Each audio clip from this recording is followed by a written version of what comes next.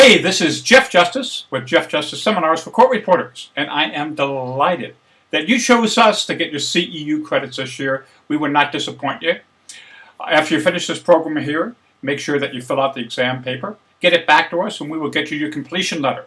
And of course, if you really like this program, please tell your friends. Well, your friends are the court reporters, because your other friends would be going, why do I want to take that, huh? So please do tell them, and of course, if you really like this program, you will love our other programs. Always high content, big humor. So get ready to laugh and learn with Jeff Justice Seminars. Let's do it. Oh, we were talking before about security stuff too. How many people here have an iPhone?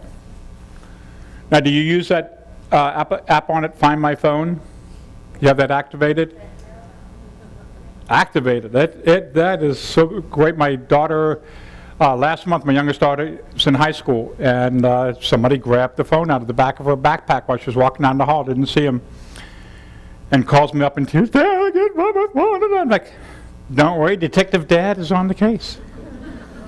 Went up to my computer, brought up the app, put in her telephone number, and all of a sudden this map of Atlanta shows up and starts getting smaller and smaller, and there's her school. And here's this little green light standing right across the street from the school at the bus stop. So I'm standing there, okay, well, let's watch this. And you just watch the phone go all the way through that area of Atlanta, making all these different stops, and finally got to this one neighborhood. And you see the phone get off the bus and go into this apartment there. And we watched them stay there for hours and stuff till we were sure. And my wife happened to be in that part of town, went by, found out what the apartment was, and it was just a duplex. It was the only apartment on the block. And I just sent them a message that night, because you can even send a text message if the phone is shut down. It still appears on there. And I just sent it. It says, we know you stole the phone from North Atlanta High School today. We know where you live on Bolton Road. If the phone is not in the office tomorrow morning, the cops will be at your door tomorrow night. Next morning, some kid walks up to coach. Hey, coach, I found this phone line. Do you think this belongs to anybody? So, I mean, it was amazing. And people going, why don't you call the cops? Like, the cops don't do anything. Now, actually, somebody said that the cops have a program that if you put it in there, it'll zoom right in on it. But they also have them for your laptop, too. Laptop gets stolen. You just keyed into any computer, and your phone number, whatever you use to identify it, and it'll just show you right where it is. So in some states, the police have that on file. Who is it? Somebody over here was. Oh, you asked me a question about being audited. So she just saw that she's on the audit list. So does that mean she's on the audit list for this recording period or last one? For this one. So she just has to send in the letter from here. You can also go online, can't you? To the Texas Certification Board website and fill in all the information? You're saying yes. Yes, you can. See that lady holding that up back there? She'd be a good person to talk to at the end there. So if you ever do get audited, and magically your letter of completion from me disappears. Don't be one of the 50 people that contacts me between December 26th and January 1st going, oh my God, Jeff, I'm getting audited. I'm glad to get it to you. Really, we get inundated with calls and emails that time of year. I always bring my laptop with me so I can send them out to people and stuff. But it's really no hassle whatsoever. It takes me just a minute or two to bring up your, the year you're talking about, your record, and throw it into an email with the certification letter and zip it off to you, okay? Also, if you ever change your email address, make sure that, you send it to me so I can keep you updated. And again, I apologize for unwanted emails that you get from me. I just don't know any way to just select people that have not been to programs in certain years or have already taken that year, and just put it this way: if you already have your credits, just delete it, okay? Or send it to somebody who doesn't have theirs. We appreciate that. All right, so we know that court reporters wind up getting a lot of stress. I've got a brother of mine who's a top physical therapist, works out for Kaiser out in California, and I've discussed with him, with Sue and other court reporters, what y'all go through every day, the problems that you have. So he has sent me these exercises to help you with your stress. So everybody stand up. Now, let me make a caveat with that. If you already have bad neck problems or bad back problems and stretching it in any way is going to cause you pain, then don't do this. We don't want you leaving here feeling any worse. That's usually when 90% of the people sit down and go, oh yeah. All right, so I'm going to demonstrate these for you. Some are going to look pretty stupid, but I'll wait until I demonstrate it and then you do it. So the first one here is for the back of your neck here. And it does not look like this, and it does not look like this. You take your finger, put it on your shin, and just push your head straight back. See that? It's kind of, you feel it back here? So if you feel it back there, that's right, that's stretching that there. So now you can do that, while you're doing deposition. Let me think about that. I agree. Okay, so it just goes straight back like that. Again, it doesn't go like that. It doesn't go like that. It's just everything's straight back. Okay? Yes? He wants to know which finger you should use. The safe digit. that's the finger to use. All right, the next one is the side stretch, and very important thing is the opposite, whatever side your head's going to go to, that arm reaches over and grabs your shoulder here, holding or pushing it down as your head. Now your head doesn't go like this, it doesn't go like that, just like that. And it doesn't matter how far you get it over there. Some people are going to be able to get it all the way down. Some people like me get it about that far down. You don't want to go like this. It's just your head straight and just let it drop there, so you should feel it right in here. Okay? Same thing with the other side. Cross your hand over, hold it down, and again, just let your head drop there. Don't tilt your shoulders or anything else. It's whatever is far enough for you, that's how far you should do it there. And I really feel a pull here, do you? If you feel a pull in there, you're doing it correct, okay? Now, I know these say that, well, you should do these once an hour or something like that, We know you're not going to be in court going, excuse me.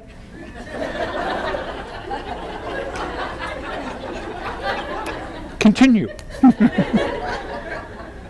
But these can be done in a bathroom stall, should you ever get a break, very simply. Or I'm one of those people, I've been blessed with carpal tunnel in this wrist and arthritis in this one. So, every morning when I get up, if I put my hands like that, that's as far as that one goes. So I've got to stand there and stretch them.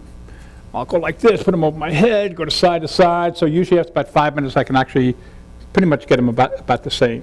But a lot of times we don't realize how tense we are till we realize how relaxed we can be. So this next one is one of those that basically when you do this, even though you're standing like this, you're going to tighten every muscle in your body. Your toes, your feet, your legs, your butt, your stomach, your neck, your head, your face, everything for about 3 seconds, and then just let it go. So it'll look like this. When I say go, just go.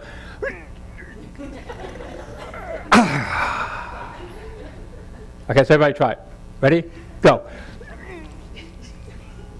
Now, if you're laughing, you can't be doing it. You can't do it and go. It won't come out right. Okay. So try it again. Ready? Go. I know this. Throw it out there. One more time. Feel any difference? Some of you may feel a little lightheaded, right? Not used to getting that much oxygen into your brain at that time. But that's sometimes by tightening up, it can make you realize how much you have to actually relax. And this one here is, again, wrist stretch. So if you look, my elbows aren't like this, they're straight out like this. So my palms are together, and keeping my hands here, what I do is I just drop them down a little bit, keeping my elbows in the same place. You feel that stretch in there? Right down in here? Now these here are nerve stretches, so go ahead and relax. They should only be done for about 8 seconds at a time. It's not like when you're doing runner stretches and you stretch for half a minute or a minute like that. These, when you're stretching nerves, you do it for about 8 seconds at a time. So again, what I'll do is I'll take this hand and push it back that way and stretch it, and then take this one, push it this way, and stretch it. Like I say, every morning I got to do that before I get out of bed. And that, okay? Now, anybody here have carpal tunnel? Hopefully not. Okay, so if you want to test to see if you're starting to get it, I mean, like if you already have it, you know it. You don't need any tests. You go, I got it, okay? So, were you raising your hand? Okay, so don't move. Don't have a question, don't move. All right, so to test it, this one, instead of going like this, you put both hands like this, and now keep the back of your hands together. Not like this. They got to go like that. And then keeping the back of your hands together, start to drop down your elbows. And see, I really feel it in this one. I don't feel it in this one, but I really start to feel it in this one. If you're really feeling, I'm not saying pushing down really, really hard, but if you're starting to feel pain doing that, you might want to get it checked out. Okay? Because that might be the beginnings of something there. Now, do you have trouble with your hands, like going numb, driving, and stuff like that? So now what my guy did that I went to go see is he has me wear a brace on this hand, strangely enough, at night when I sleep. And it stopped it completely. Because, I mean, I used to drive, and I mean, like 3 or 4 minutes, this hand, I'd have to go like this and keep it in my lap, get the circulation going, like that. I mean, it's really got bad. Now when I put it in just one of those low regular braces, I get morning, I don't have that problem at all anymore. So, since that's your livelihood, take care of those hands. So check it out. If you feel the pain there, here's another one you can do with that too. Don't everybody do this because you don't have a wall, but this one here, you can do it where, I'll just show you what it is. See how my hand's just flat against the wall like that? So your palm and fingers are going to stay against the wall. You're like this, and now you just lean back a little bit. Okay? And stretch that there. You can do the same thing like this, putting the back of your hand there, and you come back here, and again, don't bend your elbow, but see, I can't go all the way back. Like, so right there, I'm already getting a real big stretch out of that. All right, so again, you don't want to do this. You don't want to lift your shoulder up, just straight out like that. And again, you're not trying to tear it apart. You're just trying to stretch it there. All right, this one here is for some reason hard for people to get, but it's a real good one, and it's real effective. Maybe it's just the way that I'd explain it. So don't do it yet. Let me show you first.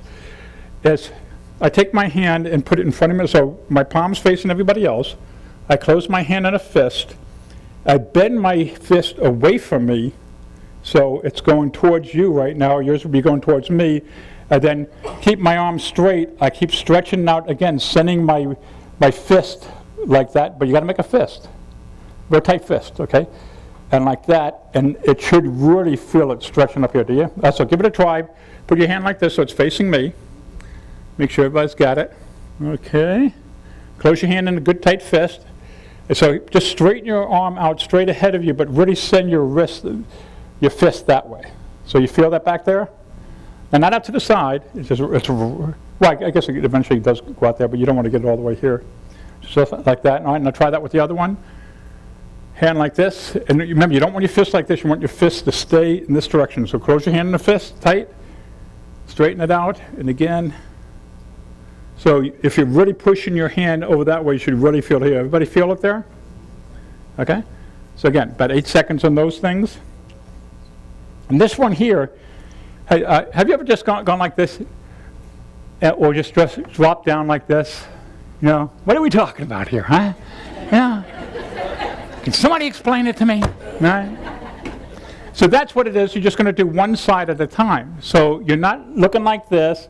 You're not going like this. It's just, if you had both hands here, it would be like this, but you're just doing one hand, and it's just dropping it down like that. Okay? So just let your this stays here, and this just drops down below your shoulder. Don't turn to the side or anything. It's just straight like this. Okay? Try it this way again, straight. My body's straight like this, and I'm just dropping straight down. Again, you should feel it right in there. Don't bend your elbow at all. Keep your arms straight. All right, so this should be up higher than your back. Again, it would be like this if we were doing both of them, but it's just like this now. Okay? That's just hanging down there. All right, and then the last one is this one here. So just on your back here, and not only do you stretch your back, but your head too. Keep your mouth closed and just. So it may be impossible. Now my mom did this. She swore this stopped her from ever having double chins, and I wish I'd started years ago. But that was it. She'd be like, she'd walk around the house all the time.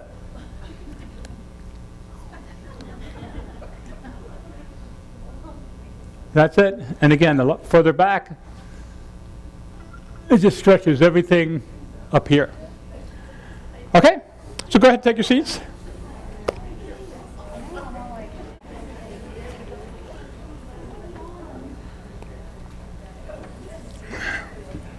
Now, just so you know, this doesn't take the place of working out. This is just stretching, okay? I'm pumped today. I'm ready to go. No, we had a real interesting conversation with somebody that was in the program last year in San Antonio, because they were talking about exercise and being one of the things to help you, reduce stress, keep your life in balance. And she said, Jeff, every time I joined the gym and every time I made a commitment to work out 2 or 3 days a week and stuff, I never did it. Always, I'd get to, I can't go Wednesday, never did it.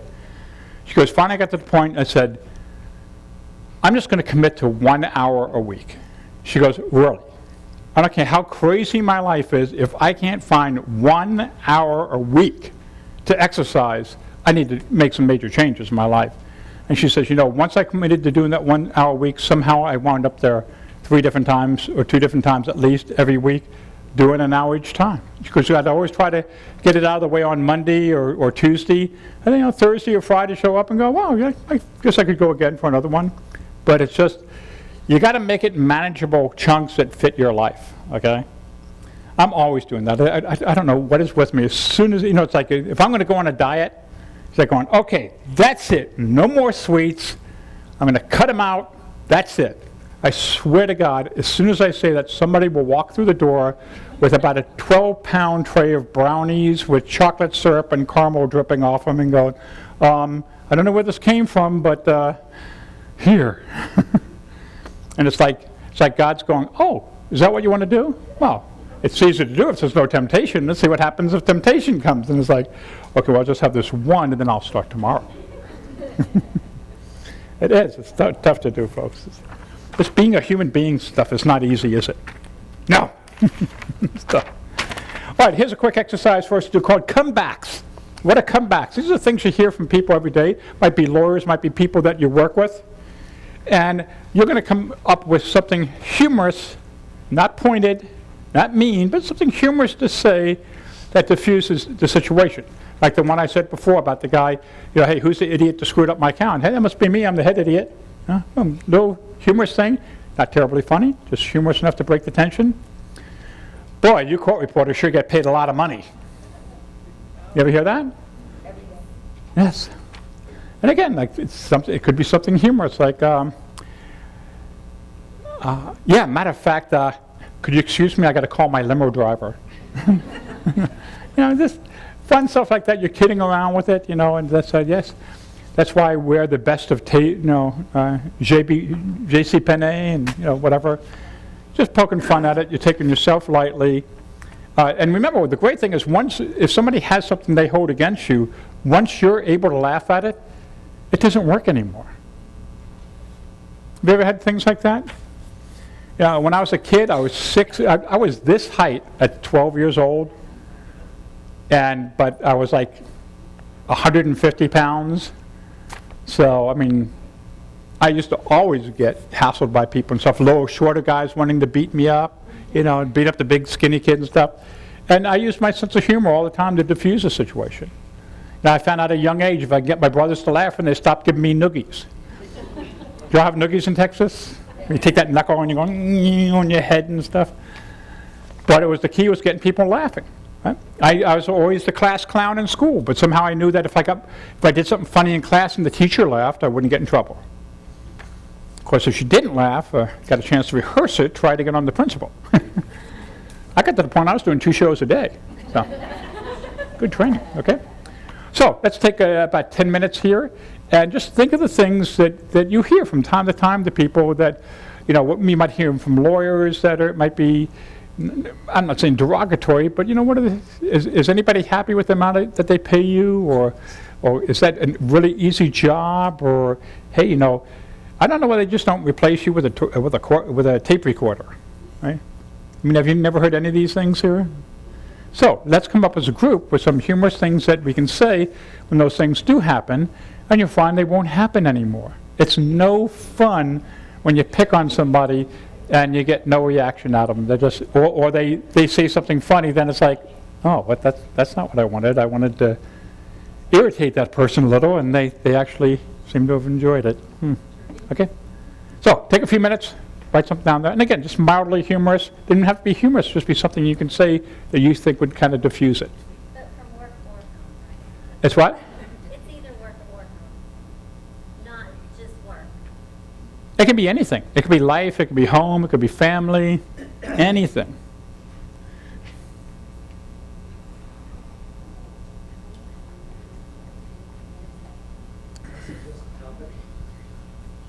Work.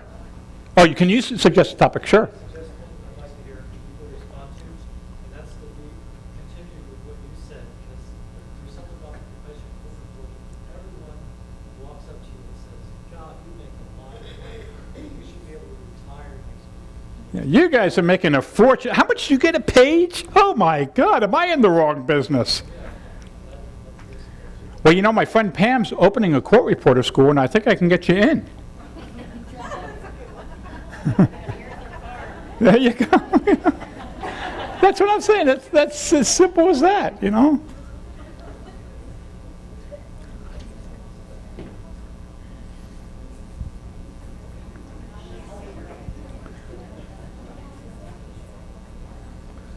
So the money theme seems to have struck a nerve. So good. Anybody else have any topics they'd like to suggest?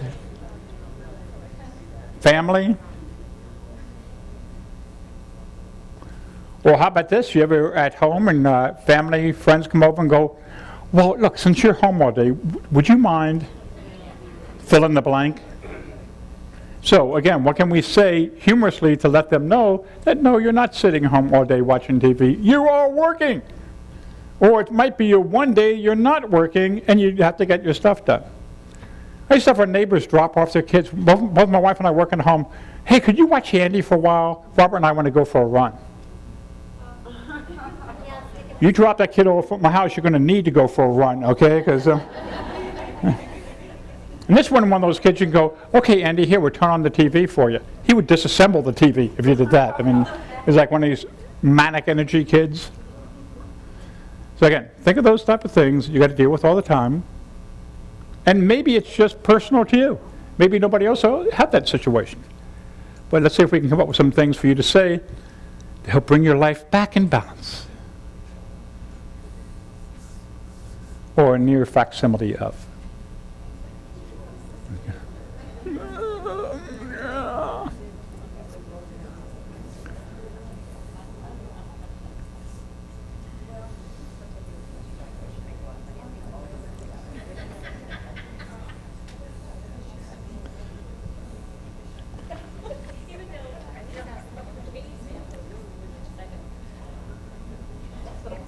Now remember, if you come up with something good, write it down so you can share it with everybody. Or not. You just keep it to yourself.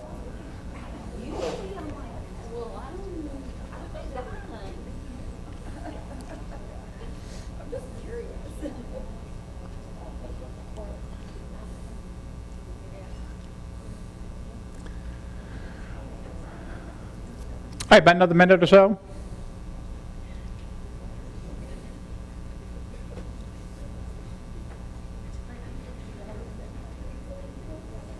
$20 should be enough.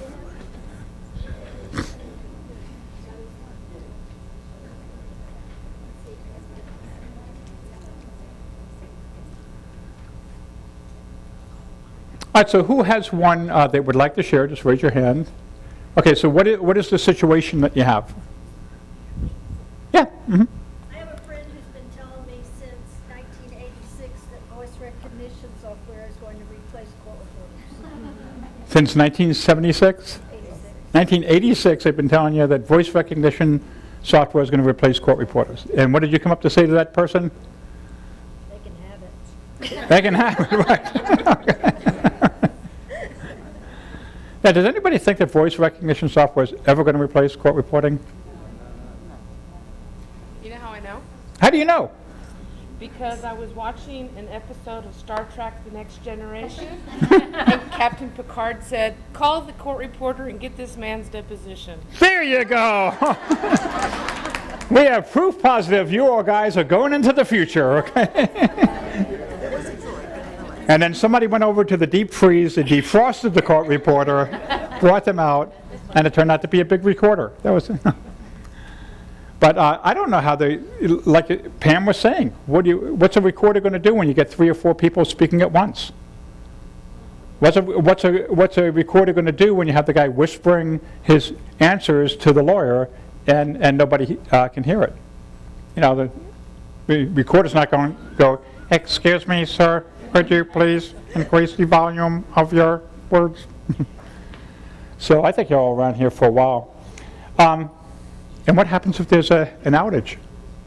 You know, somebody forgets to turn it on. They've had that happen already where they've wired the whole courtroom, went through the trial, somebody forgot to flip the switch.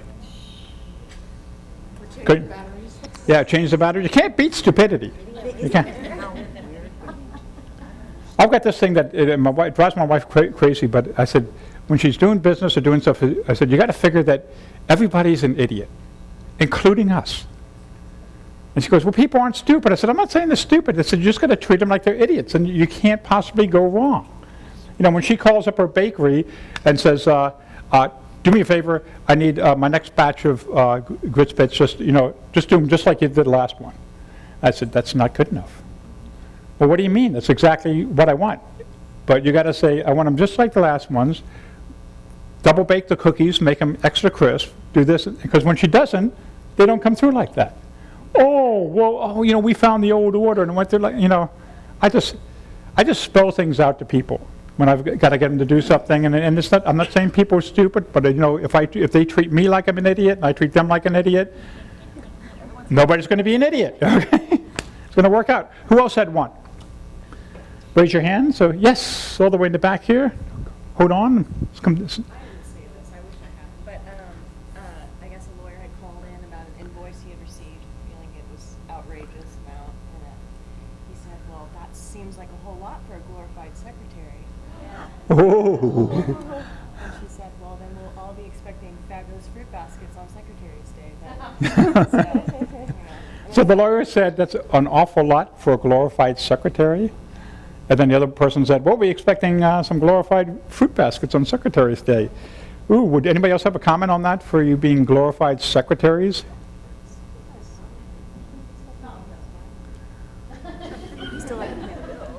Oh yeah, we're to see a secretary spell Osteophobic, whatever the words are. Who else has one? And this is true too.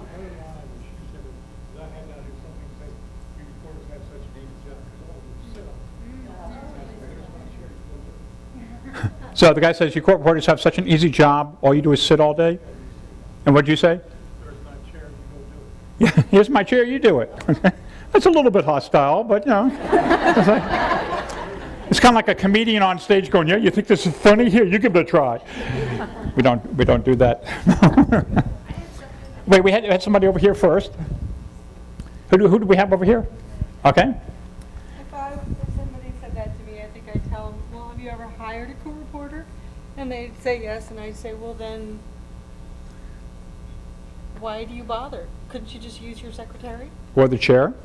Yeah, yeah, because for people to think you guys are glorified secretaries, it's like insane.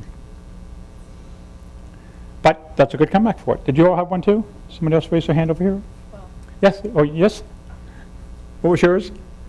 Well, since I have kind of retired from court reporting and stayed home and raised my kids, I'm very involved in all, because I'm the stay-at-home mom, Yeah. I get to do all the running around for everybody. And everyone that sees me, my mother-in-law is like, "You need to stay home, you need to stop doing everything for everybody." And I'm like, "Yes, but I wrote no on my forehead in the mirror, so everyone's reading it as on. That was my comeback to my mother-in-law to get off my back. I just have, if people ask me to do it, I'll do it because I don't know how to say no. Well, don't you, how many people think she needs to learn how to say no, okay? Or spell it correctly. You got to practice, and it might come out like,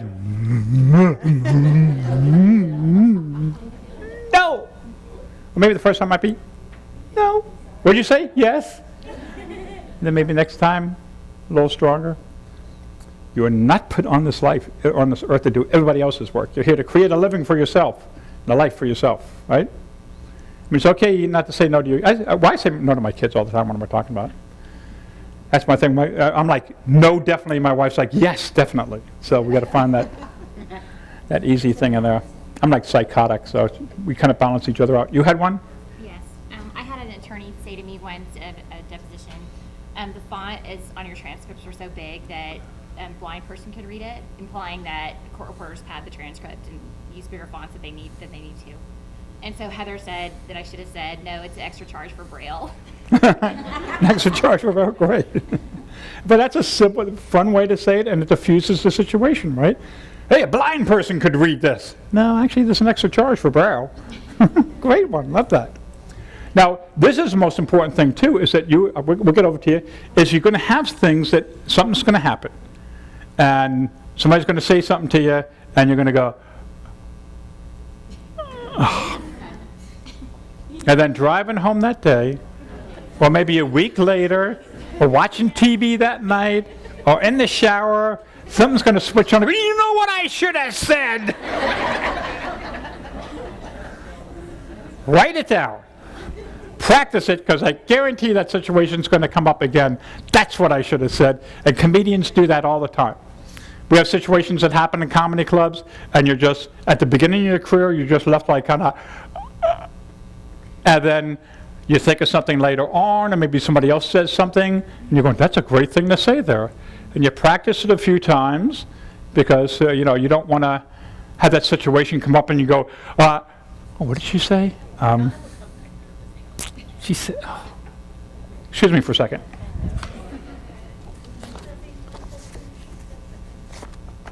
Oh, yeah? Who had one over here? Did you?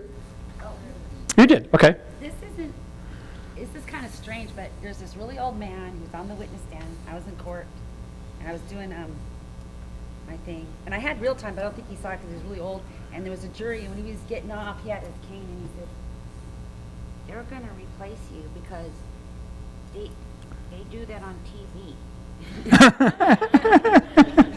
Well, once they do it on TV, you can be replaced. Well, I said, that's us. It's court reporters who do that. And he goes, huh? I said, see, look. And the jury's all like, and he's like, whoa. Like, it was just kind of cool. And now, you know what you can say now. That it's court reporters that do the capture. They don't even know. They don't know us. So. But you know what you can say now? Have you never seen Star Trek? That's my next line, that's for sure. But Oh, I'm sorry, am I too hip for the room? Let me explain it to you. That's great. Does it ever drive you crazy when you do watch a court program and the person just going, oops, oh, forgot that, you don't do that. No, I especially love the machine on top of the table. Yeah. The paper just blows. Yeah. Do you think they have somebody on the table going? Anybody else have one? You want to share? Is it all the way back here? Well, it can be for anything. It can be for anything. Wait. I can't hear A you. lot of times people will say something like, oh, well, those court reporters, they do like this all day, and then they just push a button and it prints it out. And I'm just wondering if anybody has something good to say to that, because Do you know where I can get one of those machines? yeah. The computer does it for you. Yeah. Oh, Yeah. so the computer basically does your job for you. Yeah. That's Yeah. why we can retire so early. Yeah. You just push a button and it just pops right out. Do you have an address? I'd like to get one of those machines because, I stay up to 2 or 3 o'clock in the morning retyping this thing like an idiot. Yes? I've had some people say that to me, and I'll say, I know, it's just like printing money. Yeah. That machine's just like printing money? It's just like printing money. Yeah. Yeah. Then we just look at, Excited about them. but then just look at them and go, how much you need? Yeah. Huh? Again, people give you a hard time about, what's some things you could say about when they say you guys make so much money? I tell them we needed to buy our machines. You need to buy a machine, right? They're like $6,500. I tell them I'm not getting paid hourly. Hey, you said what? I'm not getting paid hourly. You're not getting paid hourly. Sitting there with lawyers getting paid by the hour, or they got big commissions. I'm like, I'm the only one not getting paid that Huh. much. And if But- we don't talk, if you're not on the record, I'm not getting anything. Well, don't you say, think also that maybe just taking the opposite approach and just exaggerating what they're saying.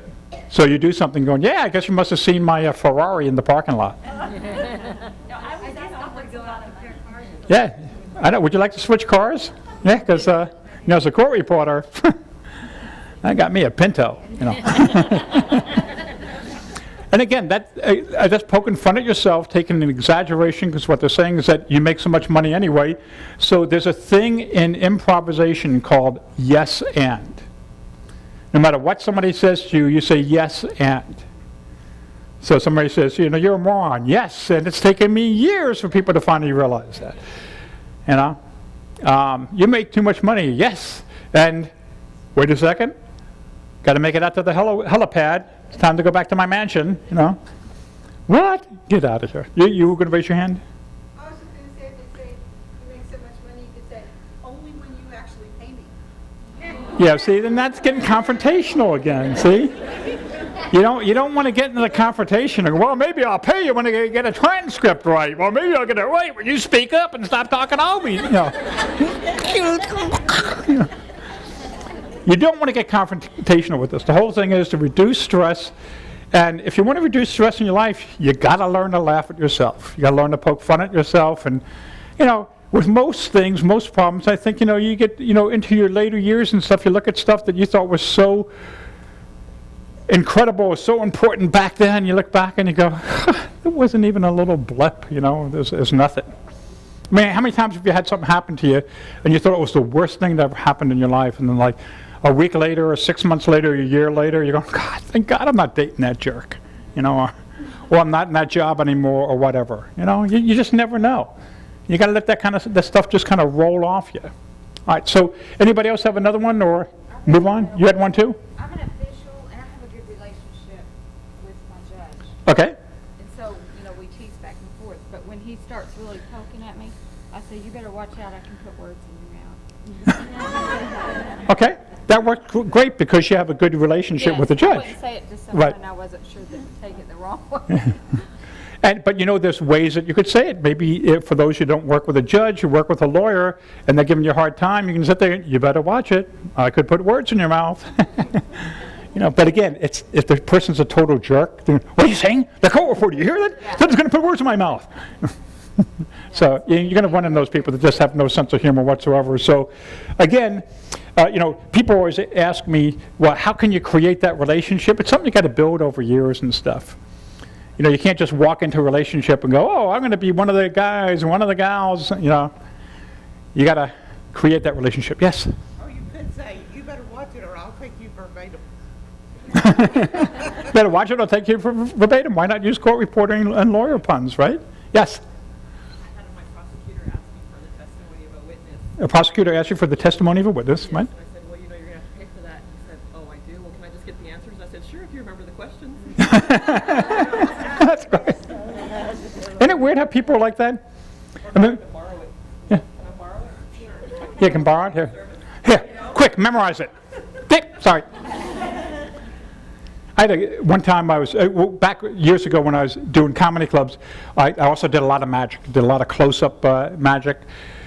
And people would always invite me over for things, but then it was like, they'd invite you and go, oh, could you do a few tricks for them? Or if we get you a deck of cards, could you do some stuff, stuff like that. And, it gets old after a while.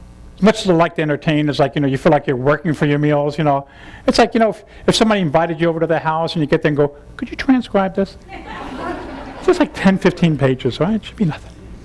So I'm in Atlantic City, I'm working there. A guy that works at the club comes up and says, you guys are on the road on time. I bet you could really use a great home-cooked meal. My mom makes the best, whatever it was at that time. Why don't you come over for Sunday dinner? I said, hey, that sounds great. I said, I just got to tell you, though, I get a lot of people that invite me over, and, basically they just want me to perform for the family and stuff like that. So, I just got to tell you right off the bat, I don't do that. And he goes, oh, okay, forget it. Okay. So, strange situations, strange times. Well, did anybody get some things that they could say?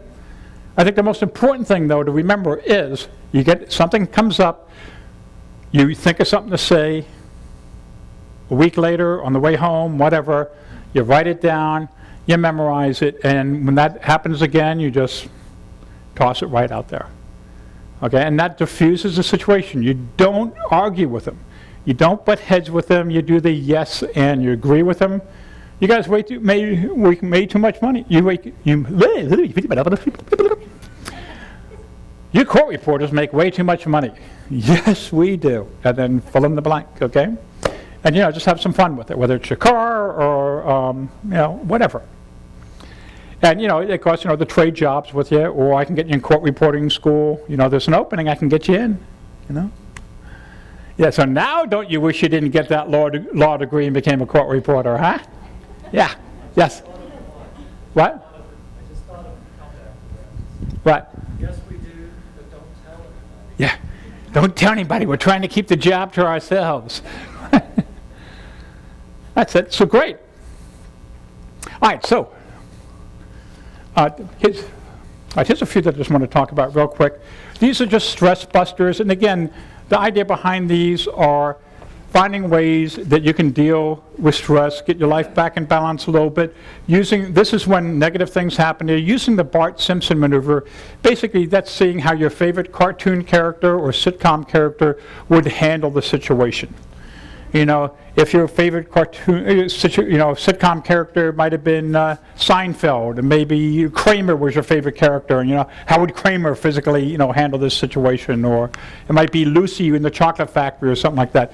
Now, you're not acting these things out, you're just seeing it inside your head. Reframing a situation, taking a negative, turning it into a positive. Anybody ever seen a lawyer do that? Take something that was a negative. We see politicians do it every day, don't we? Negative, turned it into a positive. One guy late to work all the time. Manager says to him, that's it. I have given you every single opportunity. You continue to come in late. You're late one more time. That's it. You're gone. No excuses. Guy says, no problem, boss. Take care of it. 3 days, he's right on time. Fourth day, though, 8 o'clock comes by. He's not there. 8:30, still not there. 8:35, he finally comes walking in the front door. But he walks right up to his manager and says, Mr. Johnson, I'd like to introduce myself. My name's Bobby Jackson, and I'm here to apply for that job I understand came open 35 minutes ago. The manager laughed. It broke the tension. He kept the job. Now, if he went in there trying to give him an excuse, oh, you're not going to believe this. I hit this traffic, he would have been gone. Reframe the situation into a positive. Don't tighten up, lighten up. You all have very serious jobs. You're the keeper of the records. People's lives can depend on what you take down. But you can take yourself lightly. As I always say, we're not put on this earth to make a living. We're put here to create a life. All right? Making humor part of that. Not learning how to say no. I really hope you learn how to do that. Yes, I'd like to, but I can't. And you find once you say it, then you can say it again sometime. But it's a very powerful thing. And you're not doing anybody else favors. You ever see parents in the store with the kids? I want that. Okay, here. I want that. I used to make a point when we were in the store, my kid asked for something to say no. Or find a reason to say no. Just because I didn't want her to train her to ask for stuff and she'd get it. And she'd look at something and say, Dad, can I have that? That's 55 cents. Oh, I'm sorry. Okay. I used to love it when my daughter got older and she got an allowance. So, she gets an allowance to buy the crap that she wants in life. And we'd be at the store and she'd pick up a pack of gum and put it on the counter as I'm checking out. I go, well, what's that? She goes, it's gum. I said, well, you got your money with you? What? It's gum. I said, that's what your allowance is for. You buy things like that. Huh, okay. I sit back. I'm like, my money pays for gum and everything else. What does your money pay for? I haven't got that. So now that she's older, my money pays for things like insurance, fixing the car and everything, and hers is online shopping. So apparently her credit cards don't work at the other place. I always said when my wife and I got married, she kept her maiden name, Pfeiffer. So I said, when she's making money, it's Pfeiffer. When she's spending it, it's Justice. She's good. Okay, so internal sense of humor, a lot of times it calls for your internal sense of humor, right? Sometimes you got to laugh on the inside. I mean, how many times you hear a witness say something and you just want to bust out laughing? You're going to go, oh my God. Wouldn't it be a great law if during every deposition or every trial, the court reporter got to ask one question? How many times have you been there and your brain's just going, why don't you ask them this, you idiot? What is wrong with you? You're steering a hole in the attorney like. Yeah.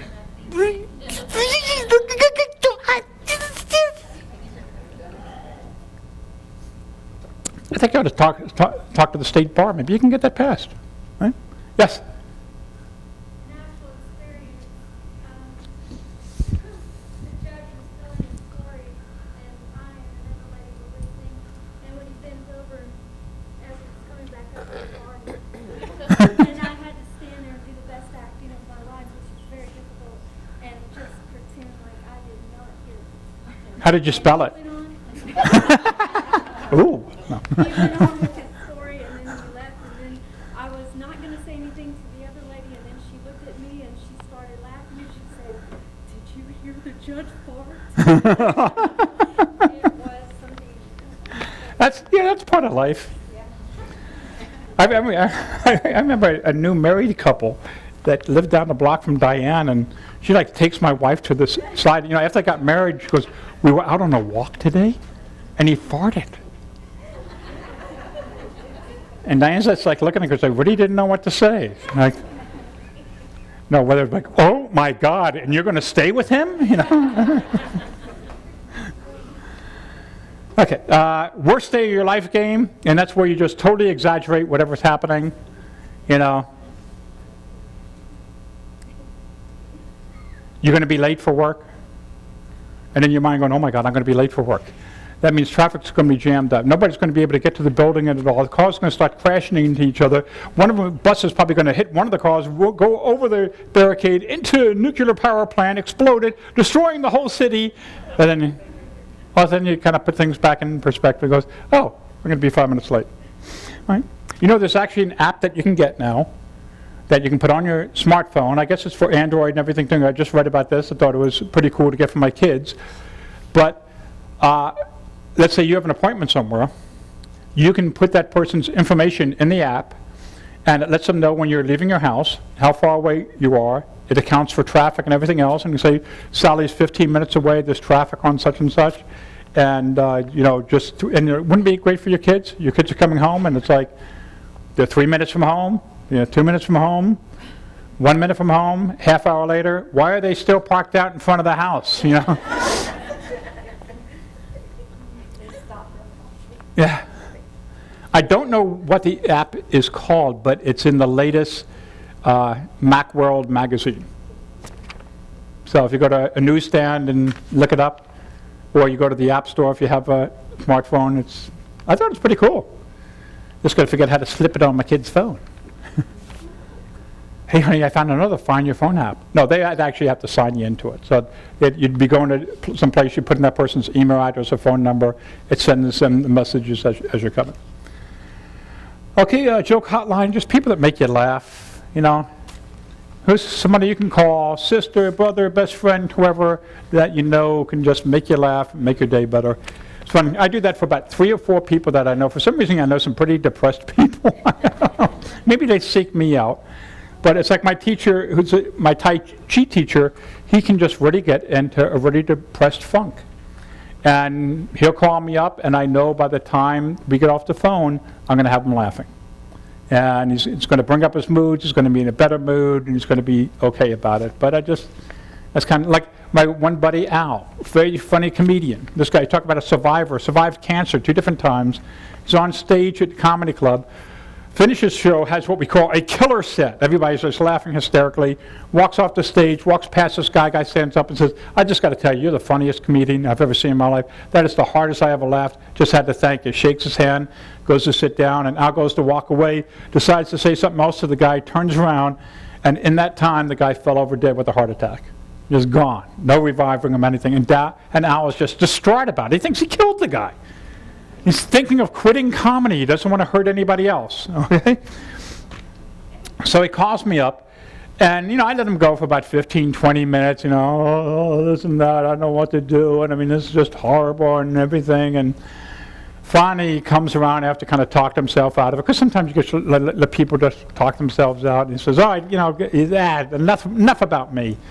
I'm depressing myself even more. He says, what about you? I've been hearing some good things about you on the road. How you been doing? I said, well, I haven't been killing.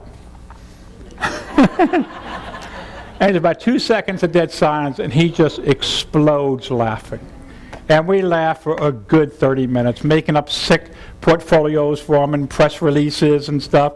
Just real dark humor, but just finding the laughter in it and just laughing himself out. And he's going, God, Justice, I needed that. I just won't let somebody just, roll in self-pity, for too long. It's all right, get it out, but then you need to start laughing. I think it was Bill Cosby. This is after his son died. He said, once you can find the laughter in something, the humor in something, you can survive anything. You can get over anything, but you got to find the humor, the laughter in it. So don't take life so seriously.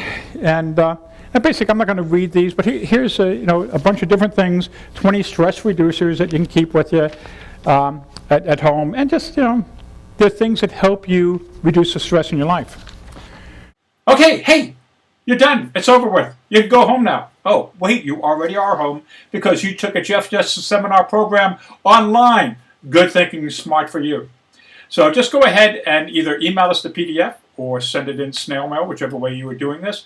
We'll grade it, get it back to you along with your letter of completion. And remember, we have plenty more programs like this, so hopefully you will come to us time and time again when you need your CEUs, okay? Take care. Remember to always laugh more, stress less, and avoid getting burned out. Take care from Jeff Justice Seminars.